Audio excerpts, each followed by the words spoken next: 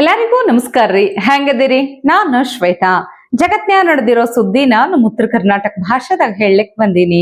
ಮಸ್ತ್ ಚಾ ಕುಡ್ಕೋತ ಖಡಕ್ ಮಿರ್ಚಿ ಮಂಡಕ್ಕಿ ನೋಡ್ರಿ. ಒಂದು ಮನೆಯ ಯಜಮಾನ ಅಥವಾ ಒಂದು ಕುಟುಂಬದಾಗ ಸಂಪಾದನೆ ಮಾಡುವವರು, ಅದು ತಂದಿನೇ ಇರ್ಲಿ ತಾಯಿನೇ ಇರ್ಲಿ, ನಾನು ಶ್ರೀಮಂತ ಆದ್ರ ನನ್ನ ಕುಟುಂಬ ಬಡವರು, ಅವ್ರು ಬಡವರಾಗೇ ಉಳಿಬೇಕು, ಹಿಂಗಂದ್ರ ಹೆಂಗ್ ಕೇಳಿಸ್ತೈತಿ ಹೇಳ್ರಿ?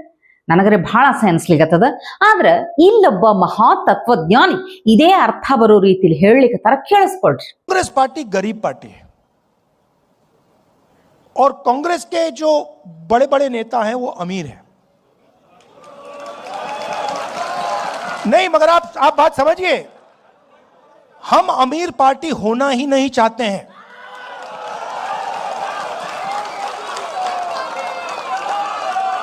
ये कांग्रेस पार्टी का डिजाइन गांधी जी के टाइम से यही है भैया। ये जिस दिन अमीर पार्टी बन जाएगी उस दिन वो बीजेपी बन जाएगी। हमें गरीब पार्टी चाहिए। ಅಬ್ಬಬ್ಬಾ, ಏನು ಮಾತಂತೀನಿದು? ಕಾಂಗ್ರೆಸ್ ಬಡ ಪಕ್ಷ ಆದ್ರೆ ನಮ್ಮ ನಾಯಕರು ಶ್ರೀಮಂತರು. ಪಕ್ಷ ಶ್ರೀಮಂತ ಆದ್ರ ಅದು ಬಿಜೆಪಿ ಅನಿಸ್ಕೊಳ್ತದಂತ. ಕರೆಕ್ಟ್ ಆಗಿ ಐತ್ ನೋಡ್ರಪ್ಪ. ಬಾಯಿ ತಪ್ಪಿನೋ ಗೊತ್ತಿಲ್ಲಾರ್ದೇನೋ ತಮಗ ಅರ್ಥ ಆಗದೇನೋ ಒಟ್ಟಿನ್ಯಾಗ ರಾಹುಲ್ ಗಾಂಧಿ ಅವರು ಅಪರೂಪಕ್ಕೆ ಸರಿಯಾಗೇ ಮಾತಾಡ್ಯಾರ. ರಾಹುಲ್ ಗಾಂಧಿ ಹಿಂಗ ಮಾತಾಡಿದ್ದಕ್ಕೆ ನನಗೇನೂ ಆಶ್ಚರ್ಯ ಅನಿಸ್ಲಿಲ್ಲ. ಆದ್ರ ಅಲ್ಲಿ ಕುಂತಿರುವಂತಹ ಅಷ್ಟೊಂದು ಮಂದಿ ಈ ಮಾತು ಕೇಳಿ ಕೂಗ್ ಹಾಕೊಂತ ಚಪ್ಪಾಳೆ ಹೊಡಿಲಿಕತ್ತಿದ್ರಲ್ಲ, ಇದು ಅವ್ರಿಗೆ ಯಾವ ರೀತಿ ಅರ್ಥ ಆಯ್ತು ಅನ್ನೋದು ನನಗ್ ಗೊತ್ತಾಗ್ಲಿಲ್ಲ ನೋಡ್ರಿ. ಅವ್ರು ಹೇಳದ್ನು ಖರೆ ಅದ ಬಿಡ್ರಿ. ಅವರು ಕಾಂಗ್ರೆಸ್ ಅನ್ನ ಬಡ ಪಕ್ಷ ಅಂತನ ತೋರಿಸ್ಕೋತಿರ್ತಾರ. ಪಕ್ಷ ಯಾವಾಗ ಬೇಕಾದ್ರೂ ಮುಚ್ಚಬಹುದು. ಹಂಗಾದ್ರ ಅದಕ್ಕ ಅವರು ಪ್ರತಿಯೊಬ್ಬ ನಾಯಕರು ತಮ್ಮ ಕುಟುಂಬಕ್ಕ ತಮ್ಮ ಅಕೌಂಟಿಗೆ ಎಷ್ಟು ಬೇಕಷ್ಟ ರೊಕ್ಕನ ಸಂಗ್ರಹಿಸಿಟ್ಕೊಂಡು ಶ್ರೀಮಂತರಾಗೇ ಇರ್ತಾರ. ಒಬ್ಬೊಬ್ರು ಮನ್ಯಾಗ ಎಷ್ಟೆಷ್ಟು ರೊಕ್ಕ ಸಿಕ್ಕಾವಂತ ದಾಖಲೆ ಸಮೇತ ನೋಡಬಹುದು ನೀವು. और आज हम रेलवे टिकट नहीं खरीद सकते, आज हम अपने नेता को एक शहर से दूसरे शहर नहीं भेज सकते, हम एडवर्टाइजमेंट नहीं लगा सकते, पब्लिसिटी के ऊपर पैसा नहीं खर्च कर सके, कैंपेन के ऊपर पैसा नहीं खर्च कर सके, अपने कैंडिडेट्स को पैसे नहीं दे सके, तो फिर चुनाव किस बात का? हम पैसों के अभाव में बराबरी से चुनाव ना लड़े और ना लड़ पाए, ये सत्ताधारी दल द्वारा एक खतरनाक खेल।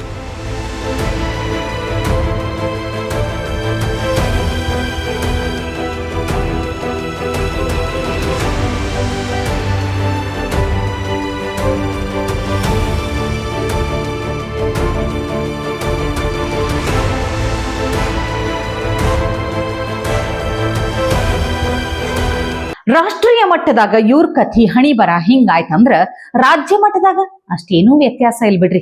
ಇಲ್ಲೂ ಅದೇ ತರ ಮನಿ ಒಂದು ಮೂರು ಬಾಗ್ಲು ಅನ್ನೋ ತರ ಆಗ್ಬಿಟ್ಟೈತಿ. ಕಾಂಗ್ರೆಸ್ ಶಾಸಕ ಇಕ್ಬಾಲ್ ಹುಸೇನ್ ಸಮಾಧಾನ ಇಲ್ಲ ಅಂತ ತಮ್ಮ ಅಸಮಾಧಾನ ಹೊರಗೆ ಹಾಕ್ಲಿಕ್ಕತ್ತಾರ. ಆದ್ರೆ ಬೇಳೂರು ಗೋಪಾಲಕೃಷ್ಣ ಅವ್ರನ್ನ ಕೇಳಿದ್ರ ಅಂಥವ್ರನ್ನ ಹೊರ ಹಾಕ್ಬೇಕು ಅಂತಾರ. ಒಟ್ನ್ಯಾಗ ಈ ಎಲ್ಲಾ ಕಾಂಗ್ರೆಸ್ ನಾಯಕರು ಕೂಡಿ ಥರ ಒಂದೊಂದ್ ಥರ ವಿಚಿತ್ರ ಹೇಳಿಕೆಗಳನ್ನು ಕೊಟ್ಟು ಪಕ್ಷದಾಗ ಒಳಗಿರುವಂತಹ ಒಳಜಗಳ ಒಳ ಮುನಸು ಎಲ್ಲಾ ಹೊರಗೆ ಹಾಕ್ಲಿಕ್ಕತ್ತಾರ. ನನಗೆ ಸಮಾಧಾನ ಇಲ್ಲ. ಫೋಟೋ ಸಮೇತ ಕೂತ್ಕೊಂಡು ಅವ್ರ ಜೊತೆ ಚರ್ಚೆ ಮಾಡಿದ್ದೆ. ನಾನು ಮಾಡ್ತೀನಿ ಅಂತ ಹೇಳಿ ನನಗೇನು ಮಾಡಲಿಲ್ಲ. ನನಗೆ ಬಹಳ ನೋವಾಯ್ತು. ನನಗೆ ಇಕ್ಬಾಲ್ ಹುಸೇನ್ ಅವರು ಬಜೆಟ್ ನಮಗೆ ತೃಪ್ತಿ ತಂದಿಲ್ಲ, ಅದು ಕಾಪಿ ಪೇಸ್ಟ್ ಬಜೆಟ್ ಅಂತ ಗಂಭೀರವಾದಂತ ಆರೋಪ ನೋಡ್ರಿ, 5 ಬೆರಳು ಒಂದೇ ತರ ಇರಲ್ಲ, ಕೆಲವ್ರಿಗೆ ಇರ್ತಾರೆ, ಆ ತರ ಇರ್ಬೋದು. ನಮ್ಮಲ್ಲಂತೂ ನಾವು ಎಲ್ಲರೂ ಸರಿ ಇದೀವಿ. 99% ಹೇಳ್ತಾ ಇದ್ದೀವಿ ರಾಜ್ಯದ ಬಜೆಟ್. ನಾವು ಇವತ್ತು ನಾವೆಲ್ಲ 99% MLAಗಳು ಹೇಳ್ತಾ ಇದೀವಿ, ಎಲ್ಲ 100% ಓಕೆ ಇದೆ. ಸಚಿವ ಸ್ಥಾನಕ್ಕಾಗಿ ಸಿಎಂ ಡಿಸಿಎಂ ಬಣದಲ್ಲಿ ಗುರುತಿಸಿಕೊಂಡಿರೋ ಶಾಸಕರೆಲ್ಲ ಒಂದ್ ಕಡೆ ಸೇರ್ತೀರಾ, ಇನ್ನೊಂದ್ ಕಡೆಗೆ ಡಿಸಿಎಂ ಡಿ ಕೆ ಶಿವಕುಮಾರ್ ಅವ್ರನ್ನ ಬೆಂಬಲಿಸುವಂತ ಶಾಸಕರು ಬಜೆಟ್ ಅದೇನಿಲ್ಲ ಕಾಪಿ ಬಜೆಟ್ ಅಂತಾರೆ. ಏನ್ ಸರ್ ಇದು? ಆ ತರ ಏನಿದ್ರೆ ಅವ್ರ ಪಕ್ಷದಿಂದ ಹೊರಗೆ ಹಾಕೋದು ಒಳ್ಳೇದು ಅಷ್ಟೇ. ಇದು ಹಿಂಗೇ ಮುಂದುವರೆದ್ರೆ ಇನ್ನ ಏನೇನ್ ಹೊರಗೆ ಬರ್ತಾವೋ ಏನೋ ಗೊತ್ತಿಲ್ಲ. ಆದ್ರೂ ಈಗೀಗ ಸದನದಾಗ ಆಡಳಿತ ಪಕ್ಷದ ಶಾಸಕರ ಮಾತು ಕೇಳಿದಾಗ ವಿರೋಧ ಪಕ್ಷದವರ ಜೊತೆ ಬೆಂಬಲಕ್ಕೆ ನಿಂತು ಮಾತಾಡೋದನ್ನು ನೋಡಿದಾಗ ವಿಚಿತ್ರ ಆದರೂ ಸತ್ಯ ಅನ್ನುವಂಗೈತ್ ನೋಡ್ರಪ್ಪ. ತಮ್ಮ ಪಕ್ಷದ ಆಂತರಿಕ ಜಗಳ ಭಿನ್ನಾಭಿಪ್ರಾಯ ಹೊರಗೆ ಬಂದ್ರು ಬರ್ಲಿ, ಆದ್ರ ಅಭಿವೃದ್ಧಿಗೆ ಈ ಸಮಸ್ಯೆಗಳ ಪರಿಹಾರಕ್ಕೆ ಆದ್ಯತೆ ಕೊಡೋಣ ಅಂತ ಹೇಳಿ ಒಂದಷ್ಟು ಕಾಂಗ್ರೆಸ್ ನಾಯಕರು ತಮ್ಮ ಪಕ್ಷದ ವಿರುದ್ಧ ಆಡಳಿತದ ವಿರುದ್ಧ ದನಿ ಎತ್ತಲಿಕತ್ತಾರ. ಇದೊಂಥರ ಒಳ್ಳೆ ಬೆಳವಣಿಗೆ ಅಂತಾನೆ ಹೇಳಬಹುದು. ನೋಡ್ರಿ, ಈಗ BR ಪಾಟೀಲ್ ಅವರು ಆರೋಗ್ಯ ಇಲಾಖೆಯ ಕರ್ಮಕಾಂಡ ಹೆಂಗ್ ಬಿಚ್ಚಿಡ್ಲಿಕ್ಕತ್ತಾರ. ಒಬ್ಬ ಡಾಕ್ಟರ್ನ 8-9 ಕಡೆ ವಿಸಿಟ್ ಮಾಡ್ಬೇಕಂತಂದ್ರೆ ಹೆಂಗಿದೆ ಹೆರಿಗೆ ದವಾಖಾನ್ಯಾಗ ಅಂತ ಹೇಳಿ ಕೇಳಲಿಕ್ಕತ್ತಾರ. ಸ್ವಲ್ಪ ಪ್ರಸ್ತುತ ಆರೋಗ್ಯ ಮತ್ತು ಕುಟುಂಬ ಕಲ್ಯಾಣ ಮಂತ್ರಿಗಳಾದಂತಹ ದಿನೇಶ್ ಗುಂಡೂರಾವ್ ಅವರು ಲಕ್ಷ ಕೊಟ್ಟು ಕೇಳಬೇಕಿದನ್ನು. ಇಡೀ ರಾಜ್ಯದಲ್ಲಿ ಗೊಂದಲ ಸೃಷ್ಟಿಯಾಗಿದೆ.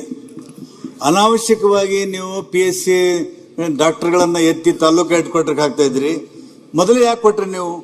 ಮೊದಲೇ ಕೊಡಬಾರ್ದಾಗಿತ್ತು. ಈಗ ಮಾನ್ಯ ಅಧ್ಯಕ್ಷರೇ, ಹಳ್ಳಿಗಾಡಿನಲ್ಲಿ ಬಡವರಿಗೆ ನಿರ್ಗತಿಕರಿಗೆ ಅನುಕೂಲ ಆಗಲಿ ಅಂತ ಹೇಳಿ ನಾವು ಆಸ್ಪತ್ರೆಗಳನ್ನ ಕೊಟ್ಟಿದ್ದೀವಿ.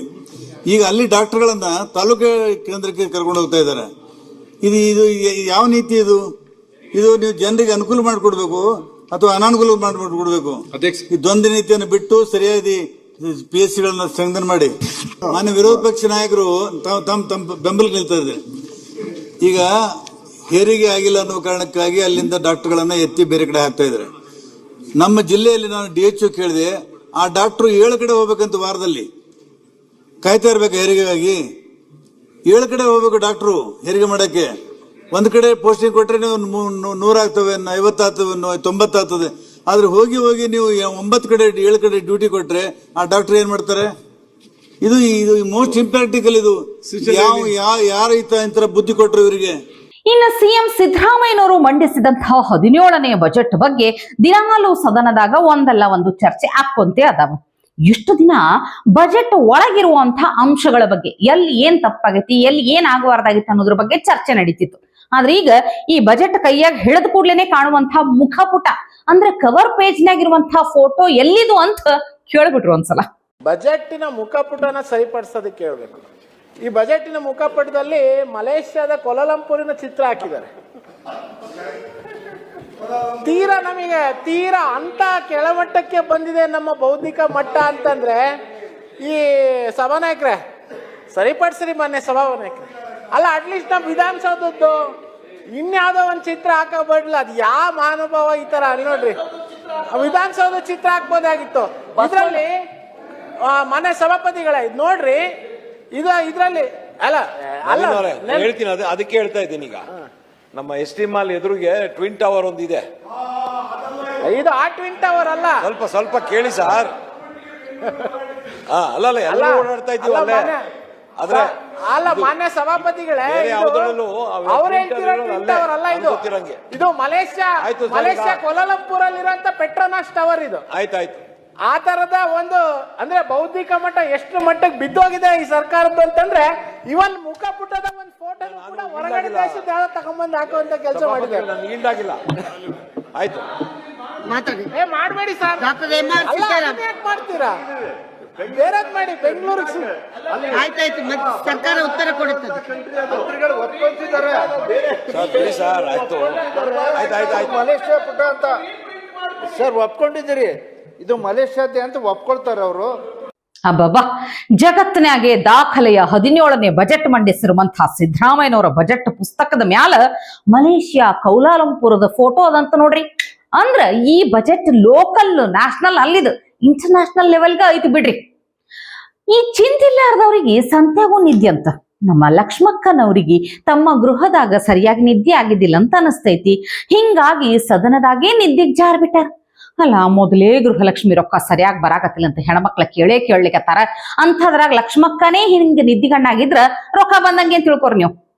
ಬಹುಶಃ ನಮ್ಮ ಸಿದ್ದರಾಮಯ್ಯನವರು ಸಾರಿ ನಿದ್ದೆ ರಾಮಯ್ಯನವರ ನೆರಳು ಬಿದ್ದಂಗೆ ಕಾಣ್ತೈತಿ.